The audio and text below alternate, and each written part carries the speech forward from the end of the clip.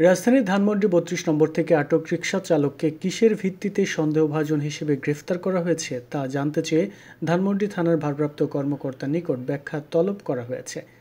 আজ রোববার অন্তর্বর্তীকালীন সরকারের পক্ষ থেকে এক বিবৃতিতে বিষয়টি জানানো হয়েছে। বিবৃতিতে বলা হয়, রাজধানীর ধানমন্ডি ৩২ থেকে আটক রিকশা চালক মোহাম্মদ আজিজুর রহমানকে কিসের ভিত্তিতে সন্দেহভাজন হিসেবে একটি মামলায় গ্রেফতার করা হয়েছে তা জানতে চেয়ে ধানমন্ডি থানার ভারপ্রাপ্ত কর্মকর্তার নিকট ব্যাখ্যা তলব করা হয়েছে। একই সঙ্গে ওই পুলিশ কর্মকর্তার সাম্প্রতিক কর্মকাণ্ড ও বক্তব্যে কোনো অসঙ্গতি রয়েছে কিনা তা খতিয়ে দেখার ব্যবস্থা নিয়েছে ঢাকা মহানগর পুলিশ। দায়েরকৃত মামলায় আজিজুর রহমানের সম্পৃক্ততা তদন্ত সম্পন্ন করার ক্ষেত্রে সম্প্রতি সংশোধিত সিআরপিসির ধারা মোতাবেক অতিসত্বর প্রতিবেদন দাখিলেরও নির্দেশ দেওয়া হয়েছে।